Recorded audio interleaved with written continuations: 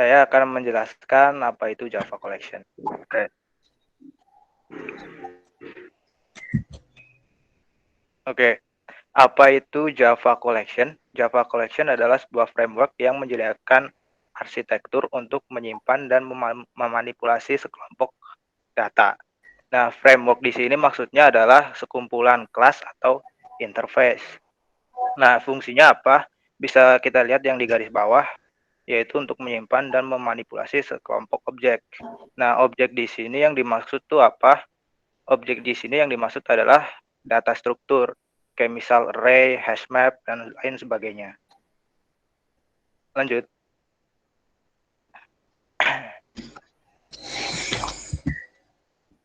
Nah, kalau ngejelasin dari definisi doang kan kayaknya kurang ya. Saya coba terapin pakai analogi. Jadi, misalkan nih ada dua kuli nih, kuli A sama kuli B. Dia sama-sama bikin proyek. Proyeknya itu bikin rumah. Yang kuli A ini kuli yang modern, yang kuli B ini kuli tradisional. Mereka sama-sama kuli, mereka sama-sama membuat rumah.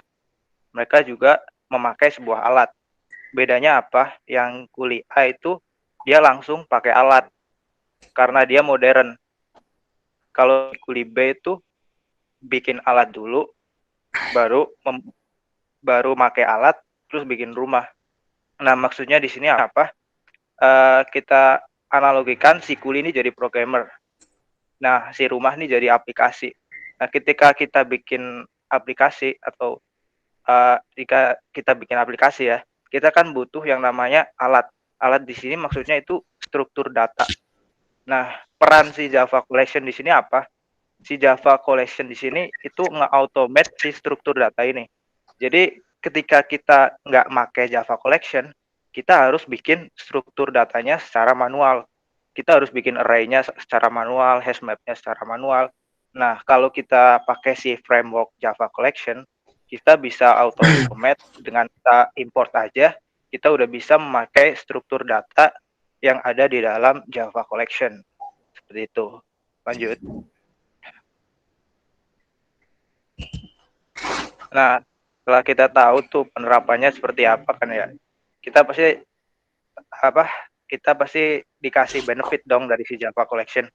Yang pertama ya memudahkan developer.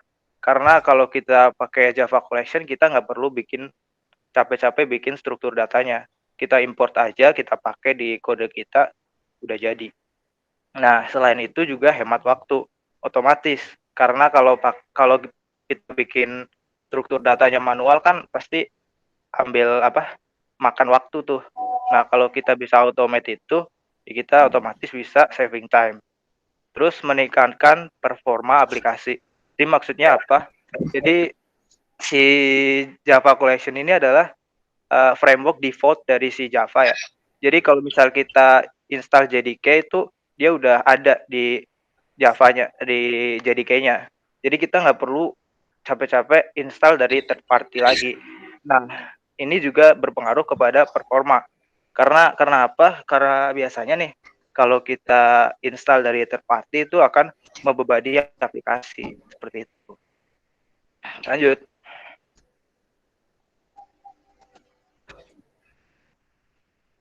Nah, sebelum sebelum kan kita tadi udah tahu benefitnya apa, terus cara kerjanya seperti apa si Java Collection. Nah, sebelum kita pakai, kita harus tahu dulu hierarkinya itu apa.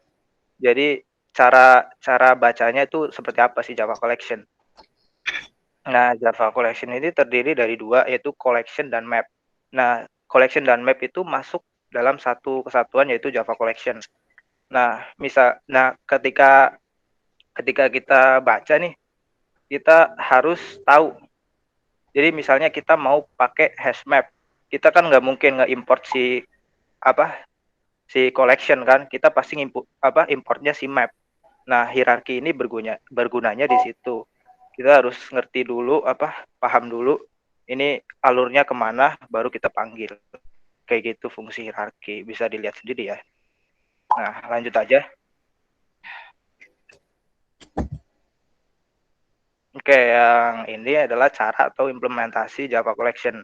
Nah, bisa dilihat ya, dari tabel yang putih itu. Nah, tabel ini maksudnya apa? Nah, dari hierarki tadi kan ada yang namanya interface sama struktur data. Nah, interface ini terdiri dari ada set, list, queue, DQ, kurang queue, DQ itu ya, sama map dan lain sebagainya. Pokoknya di hierarki itu ada. Nah, hash table, resizable array dan lain sebagainya itu bentuk data strukturnya. Nah, ketika kita pengen pakai si Java Collection nih, kita importin aja di kode kita bagian atas biasanya ya, bawah package. Kita tulis sintaknya import Java, import spasi Java .util implementation style sama interface-nya. Jadi misal kita kan ada itu interface namanya set. Nah, kita pengen pakai hash. Nah, kita tulis aja import spasi java.util hash set.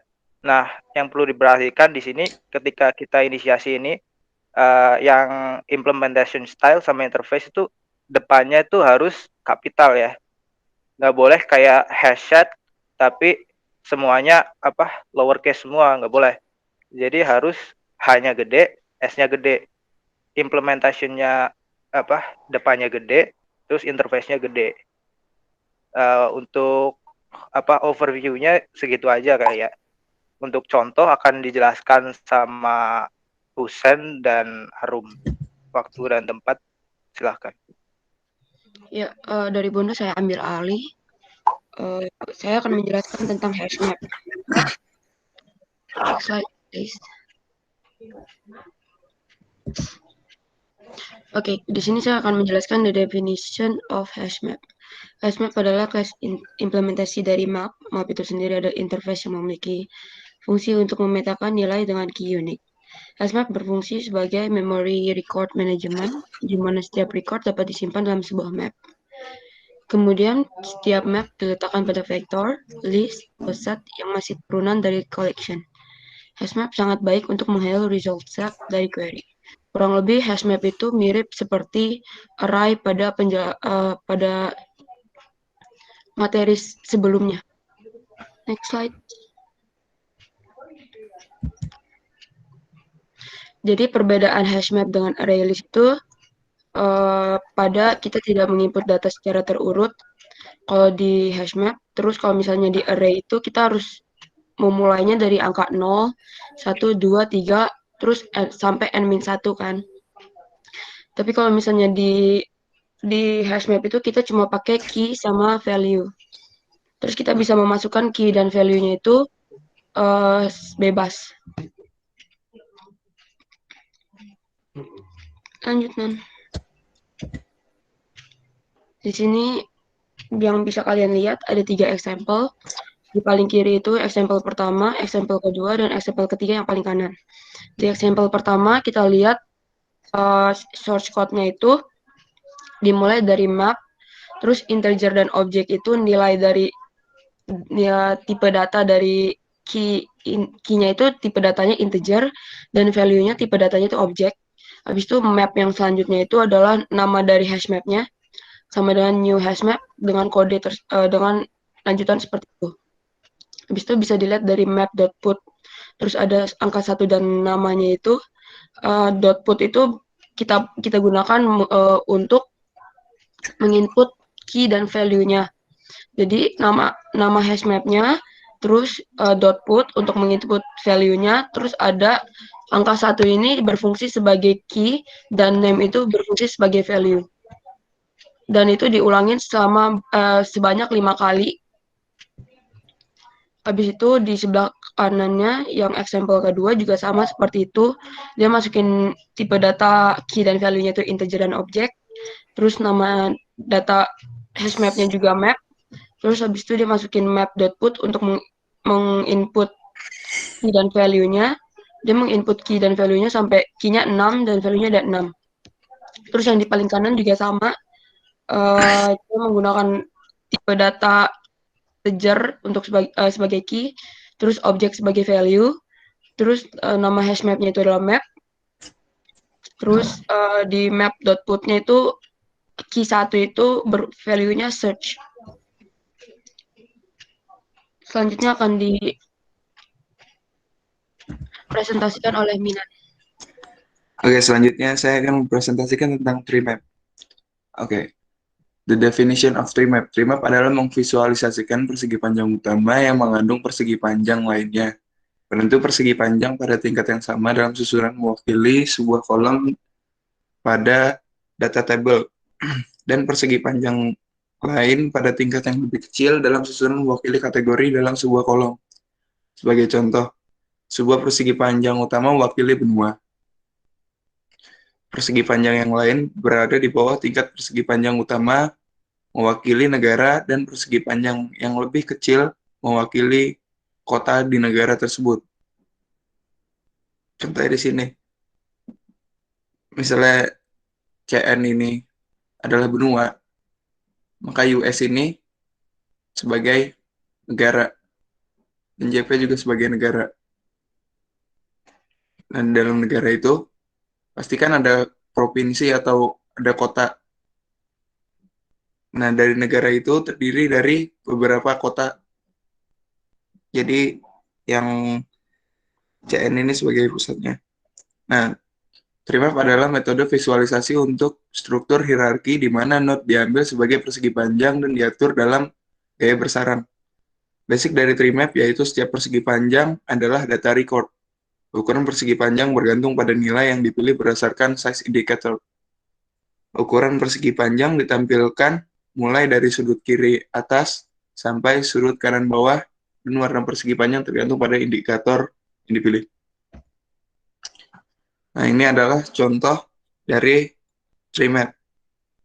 Seperti yang Bondo bilang, kita harus mengimplementasikan Java Collection itu menggunakan Java util, terus habis itu tulis apa yang kita ingin implementasikan. Misalnya di sini kita implementasikan tree map. Kita ketik tree map dengan huruf pertama uppercase dan objeknya itu uppercase, entah itu mau map atau set dan lainnya. Habis itu kita tulis public class, public static void, main string, terus habis itu tree map, habis itu nama tree mapnya, habis itu new tree map.put itu sama seperti yang hash map. Fungsinya untuk menginput data 1 dan 1 ini 1 ini adalah key-nya, sedangkan 1 ini sebagai value-nya. Karena di sini kita nyarinya lowest key store in Java tree map, jadi nilai terkecil, key-nya, key terkecil, terus dipanggil tree map.firstKey. Nanti dia seperti array, diurutkan dari yang terkecil sampai yang terbesar, lalu diambil yang terkecil dan terbesar. Karena yang di sini yang dicari terkecil dan terbesar. Terima kasih.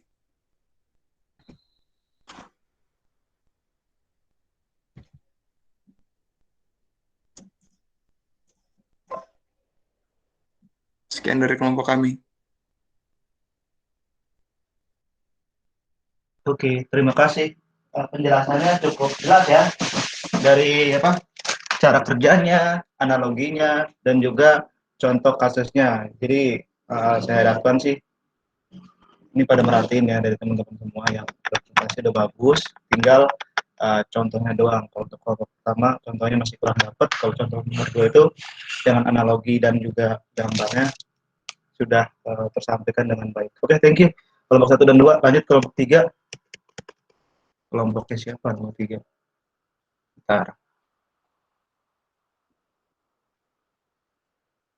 Kelompok 3 itu kelompoknya generic class.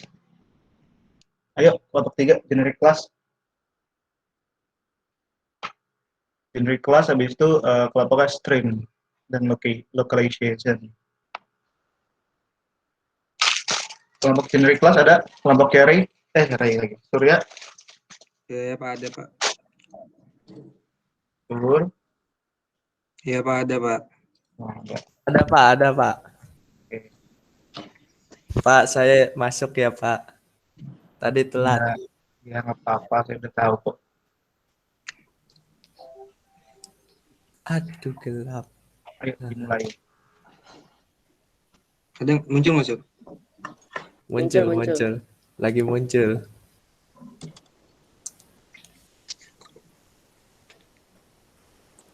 Oke, sekarang saya akan menjelaskan tentang generic class. Lanjut tuh. Nah, di dalam kelompok itu ada saya, Bunga, terus ada Gipari, terus ada Surya. Terus definition of generic class. Generic class adalah salah satu konsep yang memungkinkan kelas atau interface menjadi parameter dengan berbagai macam tipe data. Kelas generic ini diterapkan sejak Java versi 5. Kita dapat mendefinisikan sebuah kelas, interface, ataupun metode. Programmer dapat mengaplikasikannya dengan menggunakan reuse code atau kode kembali. Lanjut tuh. Generic class bisa mengembalikan berbagai tipe data objek. Generic berarti tipe parameter yang digunakan dalam berbagai objek. Terus mengizinkan programmer untuk melakukan generalisasi kelas. Secara sederhana, artinya kita bisa menggunakan objek untuk mengembalikan data dalam memberikan nilai dalam berbagai jenis data. Terus tuh. Nah, ini cara membuat generic class. Pertamanya tuh kita buat public class, generic classes atau parameter generic. Terus PG itu adalah parameter generic. Terus public parameter get PG. Nah, get PG-nya ini untuk buat yang bawah nih. Nah, ya. Terus membuat objek dengan parameter kelas dengan tipe integer. Pertama, buat generic classes, terus ya dalam kurung itu integer, objek, gennya itu generic, child-nya itu kelas, terus integer. Terus di sini buat 10 kan, itu ada objek underscore generic class integer set parameter generic dalam kurung 10. Terus buat mengeluarinnya system out print line objek dari nilai integer plus objek generic classes integer get PG itu. Terus keluar nanti pas di run tuh angka 10. Terus buat yang tipe string sama kayak yang integer, cuman bedanya pakai string. Gitu deh.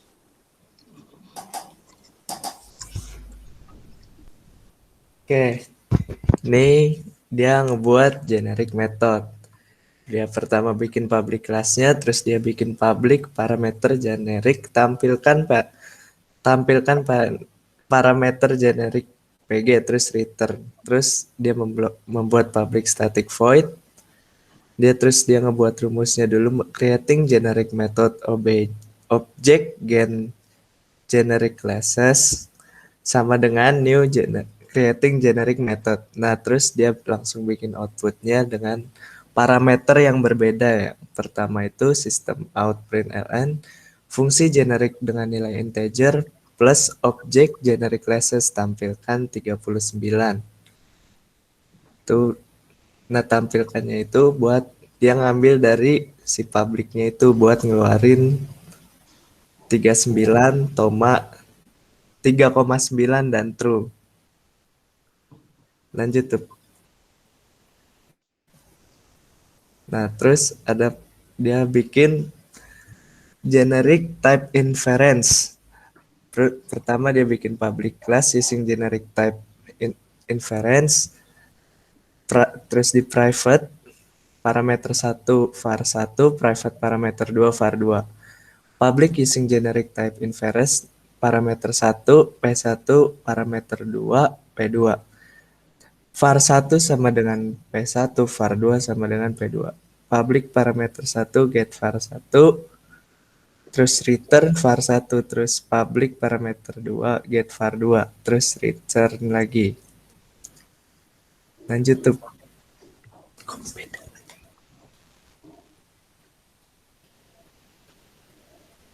Ini tinggal contoh-contoh bukan? Iya, Pak. Langsung di netbin aja gimana biar enak gitu, biar tahu ada gambarannya gimana gitu. Oh, Iya, Pak. boleh. biar tahu kan, biar cepet gitu daripada harus jelasin codingannya. Sama hasilnya juga nggak, Pak? Hasilnya kamu jelasin aja itu kenapa bisa kayak gitu aja. Itu. Nah, itu kenapa tuh? Bentar.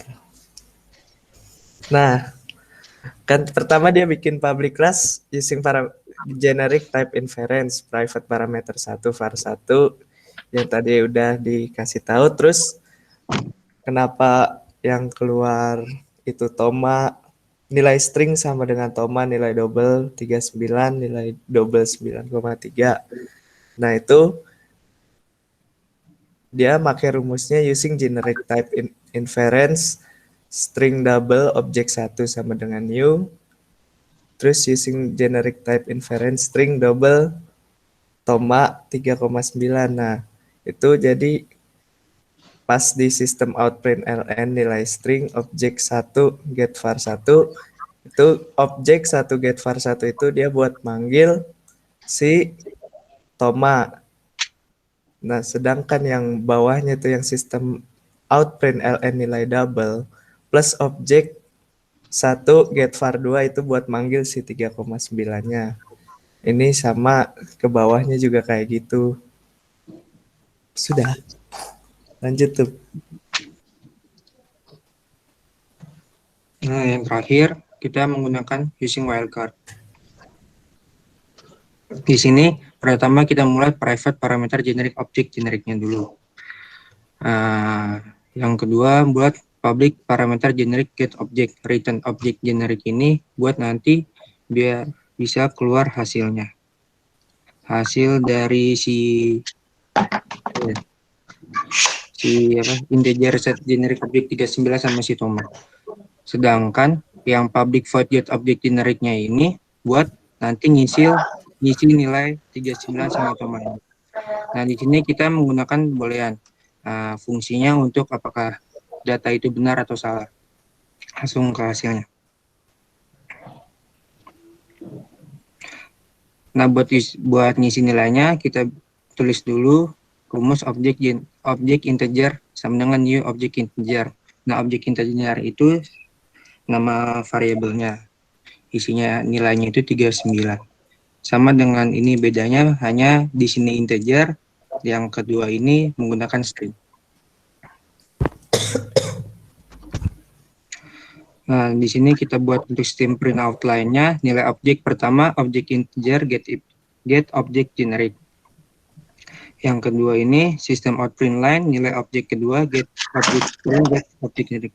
Kenapa ini bisa nilainya true? Karena di sini rumusnya if object generic sama dengan objek generic sama aja. Kalau kita analogikan, ketika kita menggunakan huruf A sama dengan A, itu hasilnya akan true. Sedangkan ntar kalau misalnya kita tulis A sama dengan B, nanti hasilnya adalah false. Kalau untuk hasil false-nya ini di sini. Karena di sini objek bandingkan objek dibandingkan dengan objek integer. Sedangkan kalau misalnya kita bandingkan dengan objek bandingkan, itu hasilnya bakal false. Tapi karena ini berbeda nilainya, maka hasilnya adalah false. Udah, Pak?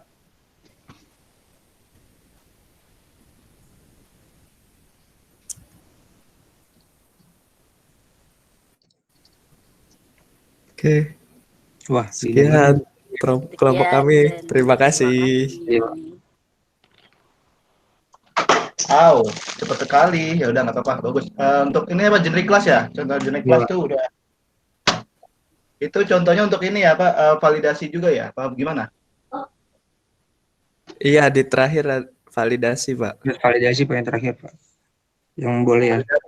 Saya lihat sih tadi terakhir validasi data deh ya. Iya, Pak. Iya. Bolehan. Kelompok generic class. Selanjutnya kelompok stream dan juga localization. Nah, ini materi stream dan juga localization ini, kalau stream itu untuk nyimpen data ke txt ataupun sejenisnya. Pokoknya nyimpen data lokal lah gitu. Ke txt ataupun ke CSV. Nah, dipersilakan untuk kelompok stream dan juga localization. Iya, Pak. Oke. Dari kan? Iya, Pak. Ayolah Rey, bisa lah Rey. Aman Azal. Oke. Ya udah mulai ya. Jadi kita akan menjelaskan tentang localization and stream. Next. Jadi localization itu kayak proses mengadaptasi suatu wilayah atau bahasa tertentu gitu. Localization itu juga biasanya dipakai untuk mengidentifikasi date di suatu daerah gitu. Next. Terus ini cara untuk pakai lokalisasi gitu. Terus ada syarat-syaratnya gitu kalau kita mau pakai date di localization. Next nih. Ini kayak gini misalnya, yang pertama hal kecil itu untuk display jam dari 1 sampai jam 12, tapi ada pilihan AM atau PM-nya. Kalau untuk H besar itu display jam dalam 24 jam, jadi kita bisa pakai di jam 1 sampai 24. Terus kalau yang double S itu untuk display second, kalau yang S-nya 4 kali itu untuk display millisecond, tapi maksimalnya itu 999 karena kalau udah 1000 millisecond sama dengan 1 second. Terus kalau yang A kecil itu untuk display AM atau PM. Terus kalau yang E4 kali itu untuk display hari tapi full kayak Sunday, Monday itu full ditulis. Kalau E sekali atau 2 kali atau 3 kali itu untuk display hari tapi disingkat, misalnya Sunday cuman sun, Monday cuman man gitu.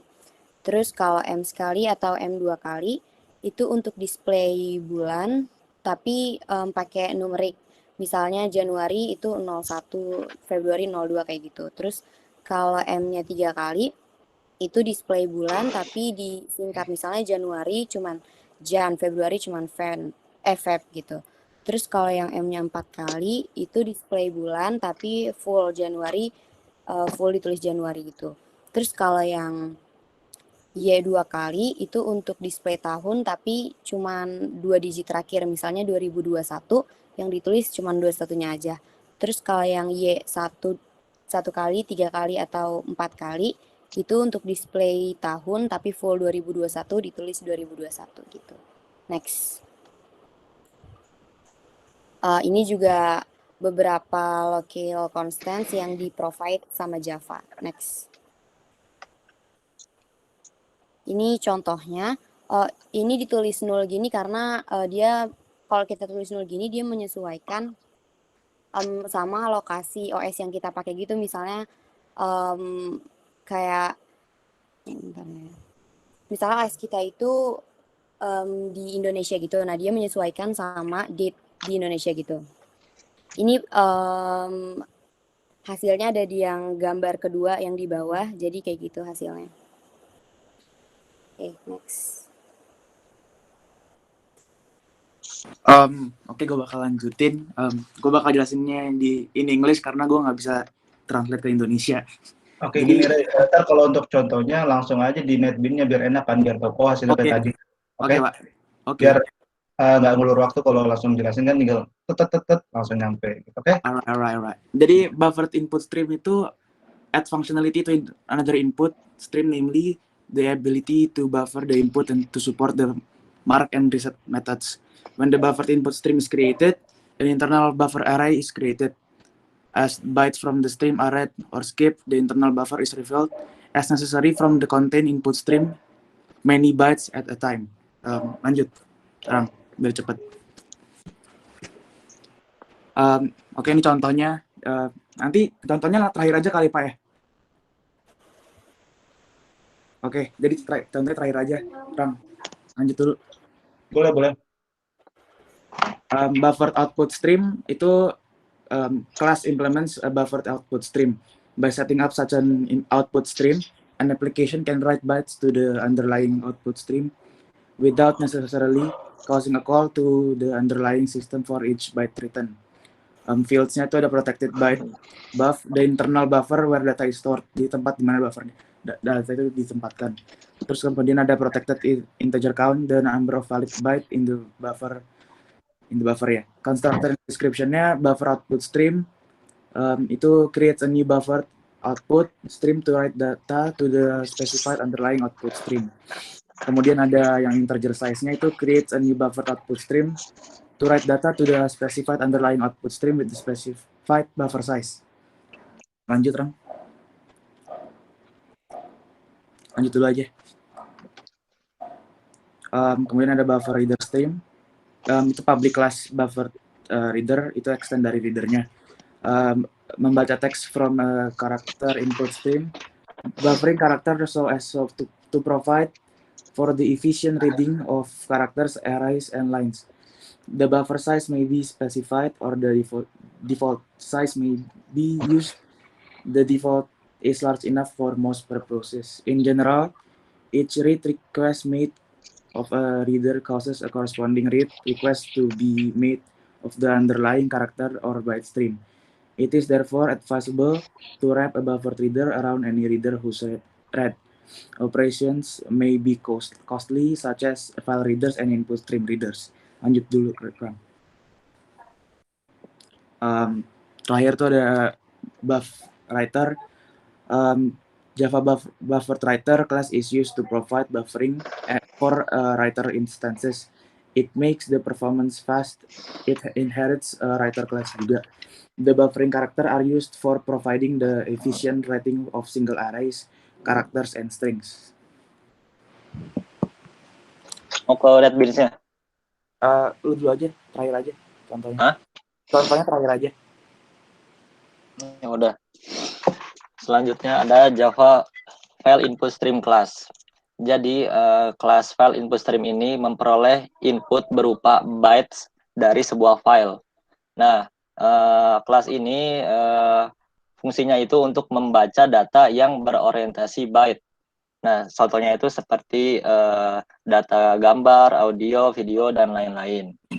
Terus kelas File Input Stream ini berada di package java.io. Nah, deklarasinya seperti ini. Public class file input stream extend input stream. Jadi dia merupakan subclass dari input stream. Nah, metode yang ada di file input stream apa aja? Ada available, ini fungsinya untuk mengembalikan perkiraan jumlah bytes yang bisa dibaca dalam sebuah inputan stream. Setelah itu ada metode read. Ini fungsinya untuk membaca byte dari data yang diinputkan. Habis itu ada metode read dengan parameter byte array B. Nah, ini fungsinya untuk membaca rentang bytes dalam sebuah data pada sebuah inputan dari stream. Habis itu ada metode read dengan parameter byte array B, integer of, dan integer len. Ini fungsinya untuk membaca len pada bytes dalam sebuah data. Habis itu ada metode skip. Ini fungsinya untuk melewati atau menghapus byte dalam sebuah data. Habis itu ada metode finalize. Ini fungsinya untuk memastikan bahwa metode close itu dipanggil ketika tidak ada lagi referensi pada sebuah inputan. Dan terakhir ada metode close. Ini fungsinya untuk menutup stream. Contohnya langsung aja di NetBeans-nya ya. Boleh. Ini contoh buat yang file input stream yang file input stream. Pertama-tama kita import dulu si file input streamnya sama si IO exception. Jadi kelas IO exception ini fungsinya itu untuk fungsinya untuk apabila terjadi kesalahan atau error. Langsung aja ke main metodenya. Di sini kita menggunakan try dan catch. Ini ada hubungannya dengan exception. Jadi di antara blok try ini kita akan isi blok. Jadi diisi kode yang akan diuji kesalahannya. Dan kalau apabila blok yang ada di sini error, maka yang akan dieksekusi yang di blok kode si catch-nya, yang di sini, yang di catch. Nah, pertama kita buat objeknya dulu, objek si kelas file input stream-nya dengan nama F. Habis itu kita deklarasi variabel, yaitu integer i sama dengan 0. Habis itu kita buat perulangan. Nah, karena kita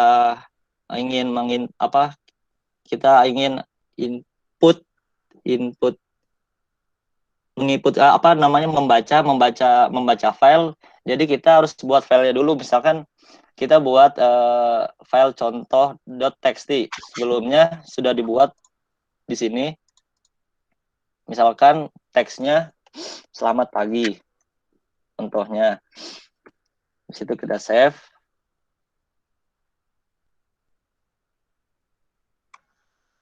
Nah, habis itu kita buat perulangan. Ini fungsinya perulangan itu kita untuk mengambil karakter awal sampai karakter akhir. Jadi di sini tidak sama dengan -1. Jadi ketika -1 itu sudah ada, jadi sudah tidak ada lagi karakter yang diambil. Jadi programnya sudah habis gitu.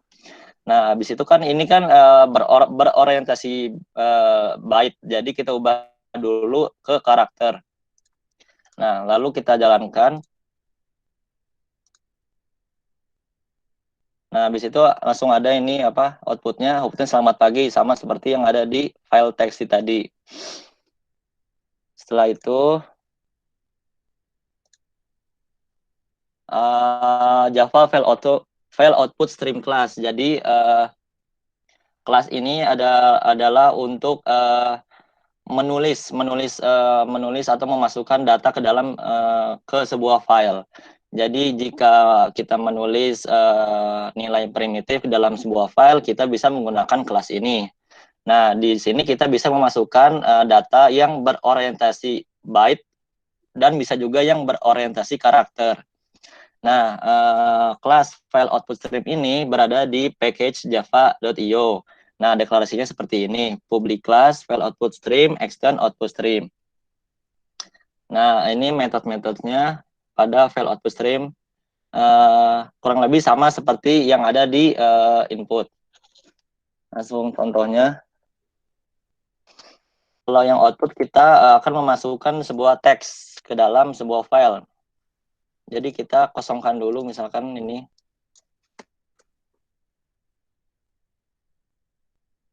Nah, habis itu kita import dulu ininya file output streamnya dan file not found exception dan IO exception. Jadi file not found exception dan IO exception ini fungsinya itu untuk apabila terjadi error. Nah, langsung aja ke main metodenya. Jadi ada throw. Jadi throw ini adalah apabila terjadi kesalahan atau error. Jadi kita menuju atau mengacu pada file not found exception dan IO exception. Habis itu deklarasi variabel boolean b long post. Nah, kita masukkan teks yang akan kita buat dengan tipe data string, yaitu selamat pagi misalkan. Habis itu kita ubah teks ini ke dalam untuk mengembalikan data ke bytes. Habis itu kita gunakan try dan catch lagi buat objeknya. Habis itu kita buat perulangan untuk menulis karakter dari awal sampai akhirnya. Habis itu kita jalankan. Nah, ini sudah sukses. Coba kita lihat. Kan tadi kan kosong, sekarang. Nah, sekarang udah ada teksnya. Habis itu. Ini pada kedengeran nggak?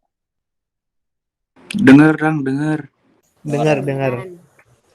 Aman. Habis itu ada Java Validator Class.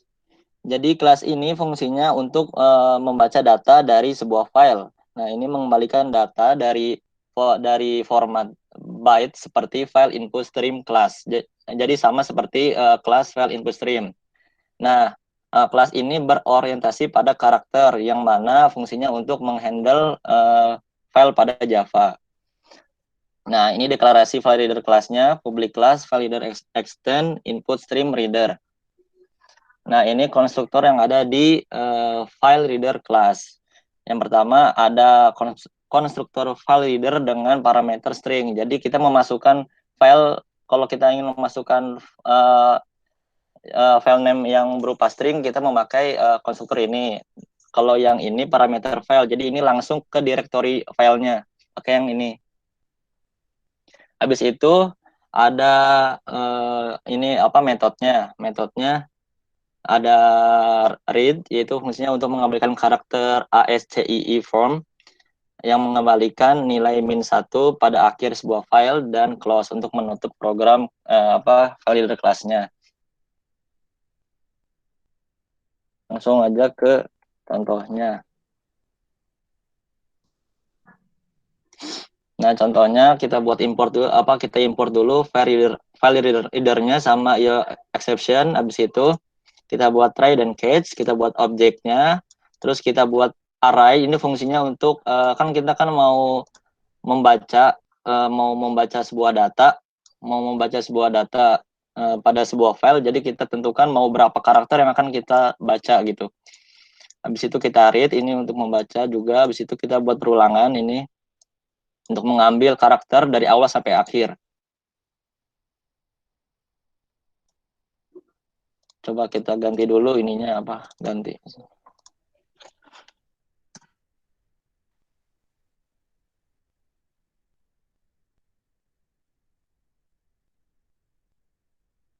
Coba dijalanin, di run. Nah, hasilnya adalah selamat pagi semua, sama seperti file txt-nya. Habis itu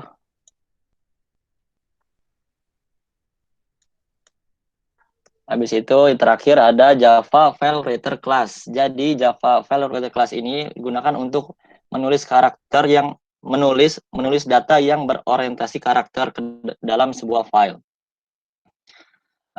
Tidak seperti kelas file output stream, di kelas ini kamu tidak bisa mengconvert string ke dalam array berupa byte karena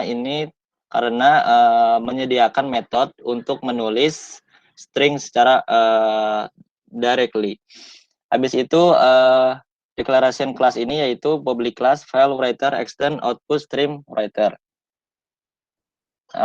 Konstruktornya sama seperti file reader, kurang lebih sama. Nah, ini untuk metodenya ada metode write, yaitu untuk menulis teks berupa string. Habis itu ada yang write dengan parameter char untuk menulis yang bertipe data char. Habis itu ada yang array untuk yang bertipe data array dengan tipe data char. Habis itu ini ada metode flush, ini fungsinya untuk menghapus data dalam kelas file writer. Habis itu ada close untuk menutup program file writer-nya.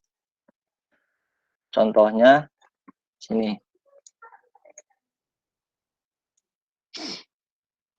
Kita akan mau memasukkan sebuah data, jadi kita coba hapus dulu file txt-nya. Pertama-tama kita import dulu ininya kelasnya file writer dan exception. Habis itu kita buat try dan catch di main method. Habis itu buat objeknya, habis itu kita tulis apa yang akan kita masukkan, habis itu tutup programnya. Selesai. Coba kita run.